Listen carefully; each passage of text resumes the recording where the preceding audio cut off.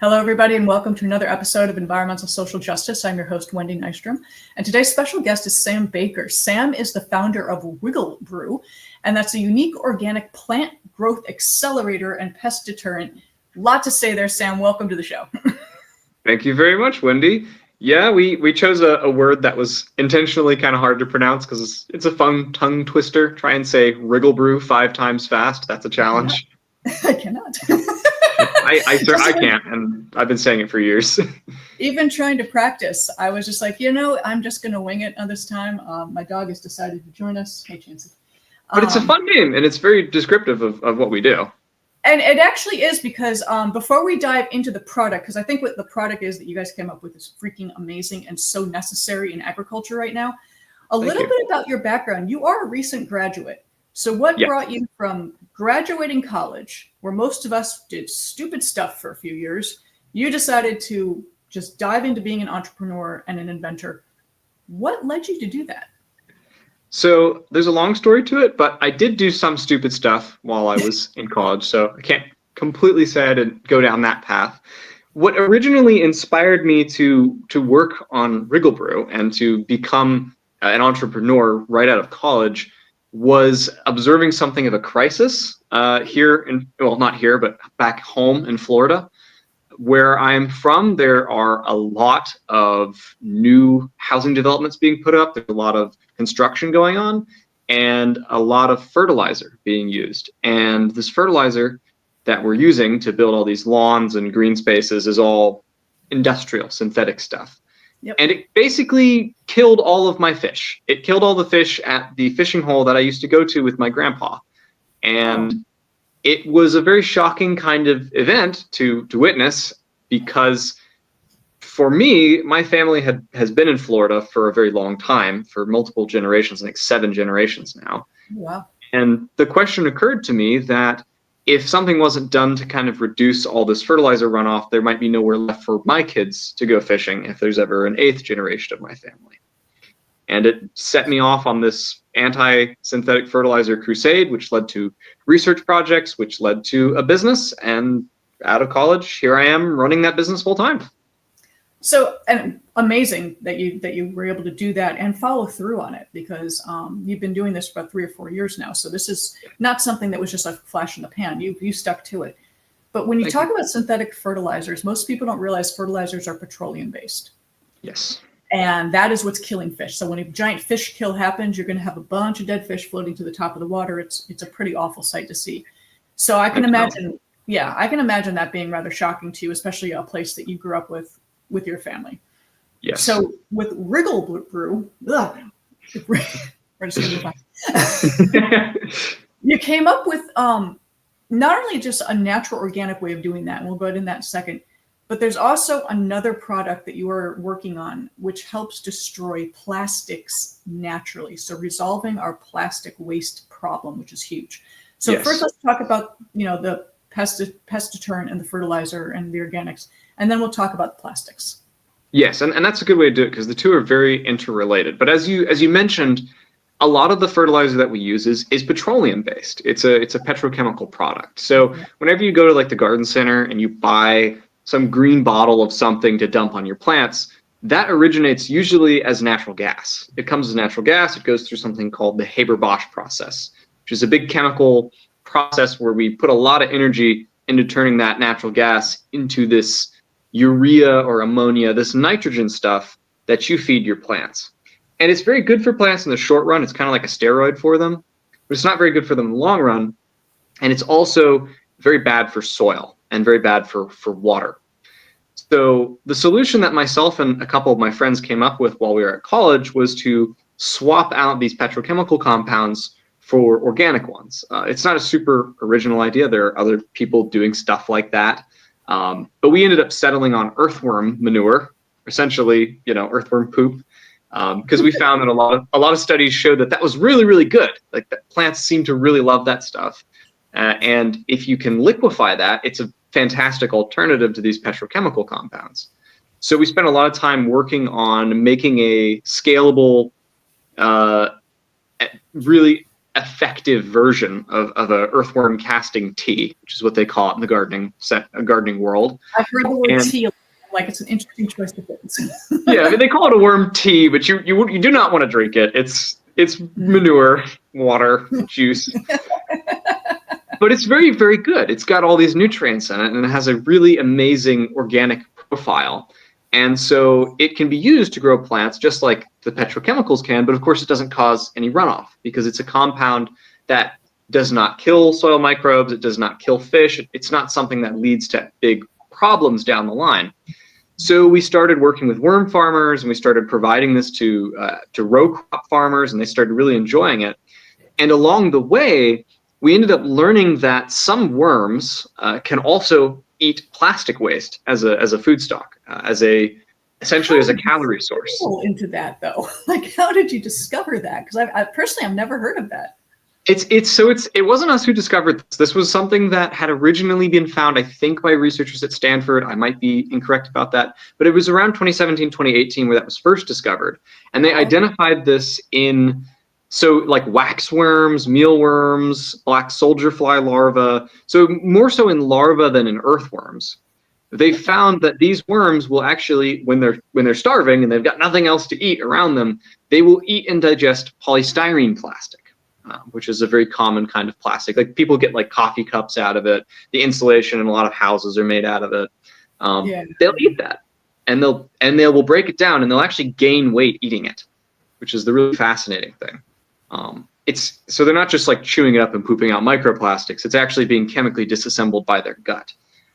That's interesting. That's fascinating. And what comes out is just totally organic and cleaned up, and it's poop. It's just like regular poop. So it sort of begs the question, which is, if these worms can eat this plastic, and we've got plenty of plastic, why aren't we feeding it to them to get rid of it? And why aren't we harvesting that poop to use as a fertilizer, as a manure? And it turns out, full circle, exactly. Like, I mean, we got mountains of garbage. I mean, off the coast of California and the West Coast and the Pacific, there's that like giant plastic island I think you guys have out there. Our garbage patch. The garbage patch, yes. Which is, I think that's like a nice term for it, but it's kind of more of a, plastic patch. Yeah, it's a huge island, and it's just because of the currents, the way they work, it just kind of made a gyroscope and just spun it in on itself. And there's more than one, unfortunately. And, I didn't even know that. Yeah. Yeah, there's more than one, and it's been an issue for a while. But the problem isn't. My number one problem with the whole plastic issue is they've made it the consumer's problem. Yeah. And it really should be the manufacturer's problem. Yes. So rather than putting it on us and saying, well, make sure you recycle it, we all know the recycling, we were lied to. It really wasn't. So now we have to figure out the problem that we have, not the problem that's still coming down. We got to address what we have, which are those garbage piles that you mentioned. And this sounds like a brilliant way to do it. So are you commercially like manufacturing worms to bring to people so they can do this or bring them to garbage sites? Not quite. So the challenge is these organisms, these worms, they really only want to eat this plastic when they're starving. And they're only going to eat right now like polystyrene plastic. Other plastics tend to be too hard for them to really chew down on. So what we've been focusing on is trying to find ways to harvest the microbes that are actually doing the digestion for them in their gut and accelerate those guys towards eating more and more plastic, finding ways to deploy them to sites where plastic exists, or finding ways to bring the plastic to us. So if we can have, instead of the plastic going to a landfill, it gets interdicted, it goes to a plant that we might set up. And at that plant, it's then eaten by these microbes as a food source. And I think that's a better way to do it than like launch worms into the ocean. Or just force feeding, because like, so, because you can't force it, and they're going to be like, no, it's not happening. So actually, that's a brilliant idea, taking the microbes that's actually doing the work and working with that. I mean, you guys you and your team are, I did research you guys. You're a brilliant group of people. I mean, thank you. I really appreciate that. I'm feeling so optimistic with the next generation that's coming to fix the mess that not only my generation created, but previous ones. We kind of had that snowball rolling. Yeah, I mean, and I think it's something that just kind of goes generationally. Like previously, so now we have plastic. Before that, we had lead. Before lead, we had radium and arsenic. You know, before that, we had mercury. So each Yes. generation finds wonder materials and then Yeah. finds out that they're not so wonderful. Well, yeah. I mean, I've done a few interviews on PFAS, and I learned that that was actually discovered in the 30s, and they realized it was very bad for you in the 40s. They just Yeah. don't. I mean, it's a similar thing with carbon emissions. We knew carbon emissions were a problem as far back as the 60s and 70s. Oh yeah. You know, we were running climatological math on that back then. I mean, and it's not like we couldn't have guessed either. I mean, back then we also had to look at Venus, our nearby planetary neighbor, whose atmosphere is entirely CO2, and it's a hellish planet. Oh yeah. And plastic, I think, is another one of those things. I mean, we've known that there's a connection between aromatic compounds, the kinds of things that plastics are made out of, that oils are made out of, and cancers. We've known that for a very long time. It's not a mystery. And now we're finding that microplastics in our bodies are contributing to cancers, different kinds of cancers, endocrine problems, behavioral problems. So, and I think we're only just starting to scratch the surface. I mean, 10 years from now, who knows what we'll know by then about the problems that they cause. I mean, we didn't know all the effects lead had until almost the last few years. That is very true. Yeah, it's a frightening thing, but there are organisms, there are worms, there are microbes that have found these chemical pathways to take advantage of these materials and to break them down. And I think that is nature found a way. Yeah, nature. I mean, I'm a little too well dressed for that, but you know, nature finds a way. It does, and I think there is an opportunity too in the fact that you look at plastic, it's full of energy. It's a very energy rich molecule, which means there's calories in there. There's energy we can get out of it. And we burn that as fuel when we burn oil, which is complex molecules. But when you take plastic apart, you can get the energy out of that to make fertilizers, to make ceramics, to make, you know, all kinds of different things. And I think by using microbes to take these plastics apart, not only is it going to be useful for keeping them away from our bodies, but it might also be useful for solving some of these other big issues, like the fertilizer crisis and the crisis we're having in sourcing, you know, construction materials and things like that. Yeah. No, a lot of construction materials were made. I mean, construction has a huge carbon footprint that most people don't realize. But I want to, when we touched on the fact that endocrine system issues, behavioral issues, and the induction of microplastics in our bodies, we are seeing personalities that are quite different nowadays than they were, let's say, 40 years ago. People are a little less tolerant of each other. Possibly so, yeah. I think it's a bigger picture, but I am seeing a lot more mental health issues that are coming up. One, we're talking about it more, which is great, and that's healthy. But I think it's also, we're seeing changes happening. And just that you brought that up kind of clicked something in my head to say, I wonder if these are all interrelated, because I bet they are. I think you're probably right. I mean, my older brother, for example, has autism, and the rates of autism that we're finding in people today they seem to be increasing. Oh, now, yes. of course, we weren't diagnosing it before, No. but when you look at the year on year since we have been diagnosing it, it still looks like it's going up and up and up, and within just the United States. So it's not like we're finding new, you know, we're not talking about like new markets of people who haven't yet had access to these tests. And I think that might possibly be linked to, you know, any number of these artificial compounds or industrial byproducts that we now have been exposed to. You know, they found, for example, for years, red-40 has been highly correlated with behavioral issues. We're only just now starting to ban red-40, you know, after the FDA was looking at it for like 10 or 15 years, whereas Europe, you know, had banned it long ago. Yeah, when you look at the foods you can have in Europe versus what we have here, you kind of have to stop and say, why? You know, I mean, I can't have raw cheeses, but I can have every chemical imaginable. Yeah, I mean, you look at like Canadian Fruit Loops versus American Fruit Loops. This is a famous comparison people always bring up, but Canadian Fruit Loops are like gray and beige, you know, and then ours look like a clown was shot and just splattered across the breakfast cereal aisle. It's unnatural. Well, I mean, yeah, and just the sodas that we have that, you know, are either bright orange or bright green, these are Yeah. not normal colors, guys. This does not exist in nature. Fanta orange is the most orange you will ever see. I mean, you like get actual orange juice and compare it. Like there's no comparison. It's Yeah, these are very different things. These are very different colors. So now They that are. we know that we have this ginormous problem with not only our environment, but our personal health, our personal well-being, and mental health. You've got the fertilizer with the pest deterrent. And could you explain really simply, because you say it's a pest deterrent, not a pesticide. So Yeah. deter, don't kill. Why is that important? So, and this touches on kind of another aspect of the kind of chemical perfidiousness that we have going on. We use a lot of pesticides. We use an enormous quantity of these compounds that are meant to kill bugs, but many of them are also just toxic for people or animals in general. The dose makes the poison, but also the chronic exposure to the poison makes the poison. Plants did not evolve in nature to be reliant on pesticides. They've never encountered them practically until the modern day. They have their own natural defense mechanisms. So, grasses famously produce like 𝑑-methyl-jasmonates, these compounds that they emit through their leaves to signal to each other that they're under attack. Hot spicy peppers, they have capsaicin in them, a polyphenol compound. For us, it makes your mouth hurt. For an insect, their mandibles fall off or their guts like get clogged up.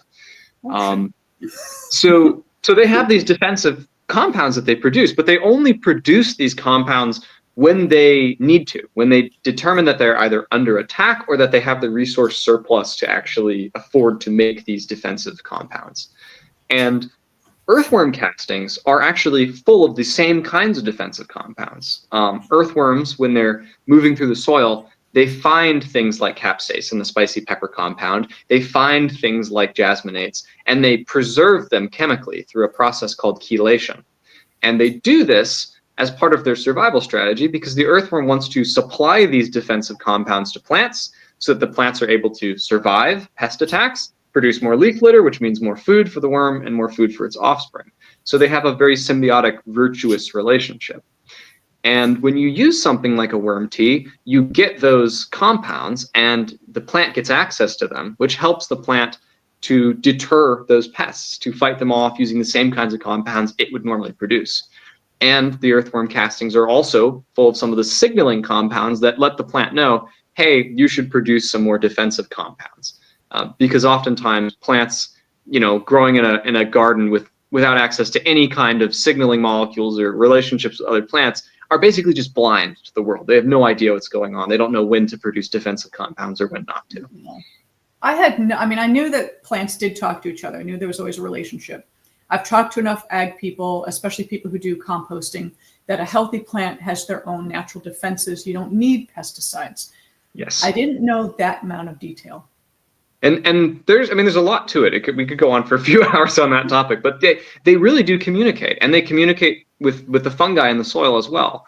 So when you have healthy soil, you have all these chemical signals going back and forth, telling each other, okay, here's a good place to set down roots. This is there's an attack going on somewhere else. You need to step up your defenses. Plants engage in a kind of collective defense with each other. And they're very cooperative because it's necessary for survival.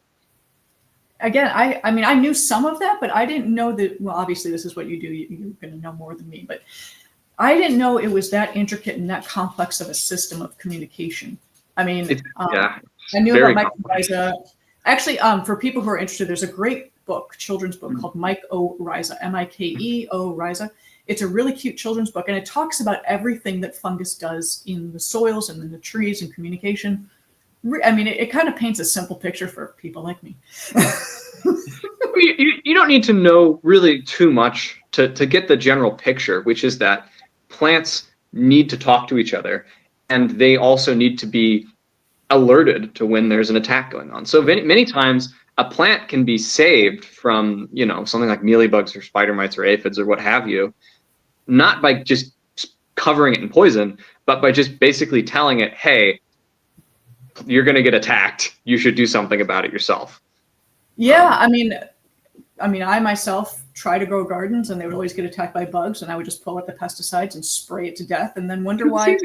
It was easy, and it would fix it for a month. Yeah. And then it would come back again.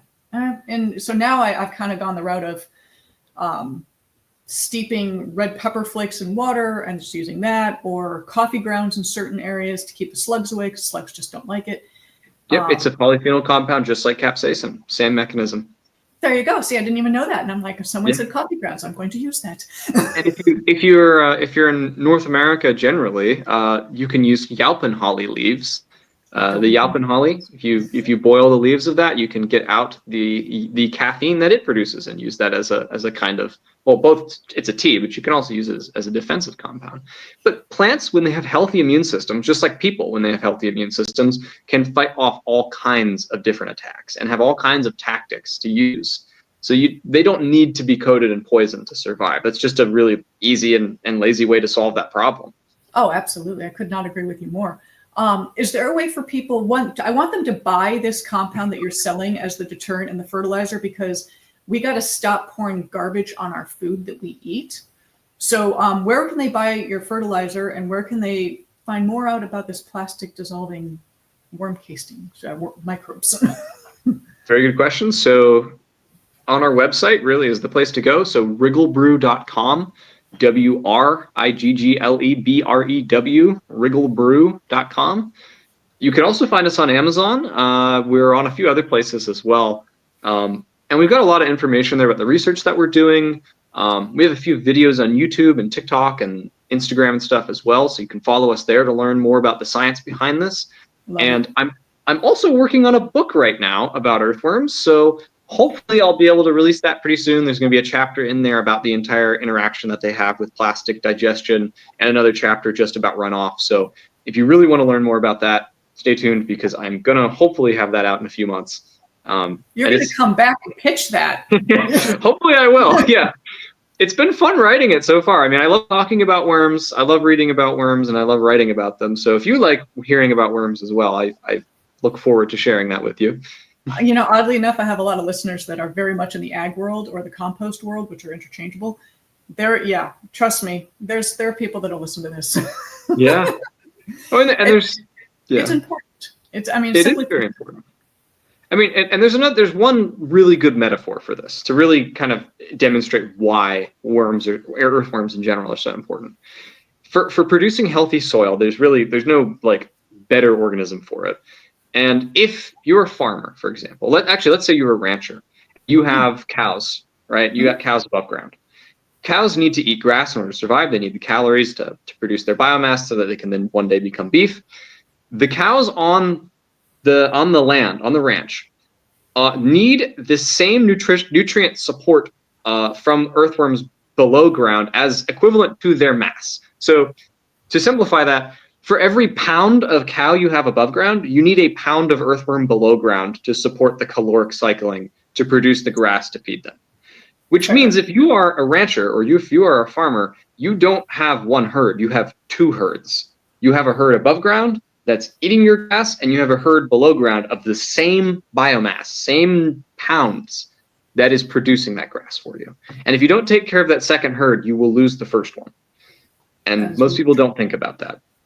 No, because it's out of sight, out of mind. And most people are just focused on, what they can see, not what, Yeah, but it's not just cows, it's people too. I mean, we need earthworms and decomposer organisms to grow all of our crops, to grow all of the things that we eat. So it's not just the cows, it's all of us. For every individual human being on Earth, there's probably 8 million or so earthworms, and many of them are starting to die off. Many of them are endangered. They're not as cute as bumblebees, but they're just as important. They are. I would compost, and if you don't have your earthworms there, your compost goes sour and bad things happen. But no, I grew up playing with worms as a kid, so we lived in the woods of Connecticut. What are you going to do? You're going to play with bugs? Play with worms? Have you seen the people who use the stick? They like rub a stick on another stick to get worms to come out of the ground. No, it's called worm grunting. It's a real thing. You gotta look it up. Worm grunting. I'm gonna have to check that out. No, we would just dig with our hands and just go after. Yeah, that's the way to do it. But It's kind of crazy because, you know, earthworms, many of them are starting to go endangered. In fact, there are very few native North American earthworms at all left. Most of the worms we have are invasive. But Huh. it's interesting because, you know, these earthworms, they normally do well under like forest cover and bushes and all that. But if we're clear cutting things, we're putting up like lawns, we're putting up big neighborhoods separated by concrete slabs, it destroys their environment, and we don't even think about it. No, absolutely, because all the stuff that we're dumping in the soils just to compact it and flatten it and then lay the concrete, and then all the stuff that gets dumped. I mean, when you build something, you're going to have that debris, and they just churn it up in the soil and bury it. And again, out of sight, out of mind. You don't think about it. And then we dump all the fertilizer on the grass, and then it burns them. And yeah. I mean, lawns I never understood. I mean, it's the number one most grown crop in America, grass. I don't get it. I don't get it. I prefer fields. I prefer something natural looking. So that's what meadows, flowers. Yeah. Yeah, wildflowers. I mean, growing up in Connecticut, we had fields of wild. Then we moved to Michigan, lawns. It was just driveway, lawn, and it was so dull. Back home in Florida, I mean, Florida has a lot of beautiful native plants. It has all kinds of, you know, flowers and berry producing plants, and, you know, saw palm meadows and you know, all these different things that are really pretty and unique to our peninsula. And they plow over all of it and put up a patch of what looks like AstroTurf. Which is plastic. Just call it what it is. It's plastic. Yeah. I definitely fight against that. But Sam, thank you so much for your time. And guys, please check out WriggleBrew. It's WRIGGLE brew. I think it's a great product. I think what you guys are doing is amazing. Please come back and discuss your book, because I think that's important. And with that, thank you for your time. I am grateful for your time today. Thank you for having me on, Wendy. I love talking about worms, so I will be back to talk about the worm book. Awesome. Thank you so much. So guys, I'm Wendy Nystrom, your host with Environmental Social Justice. We are now proudly sponsored by BioLargo. They just make life better. We'll catch you next time. Take care.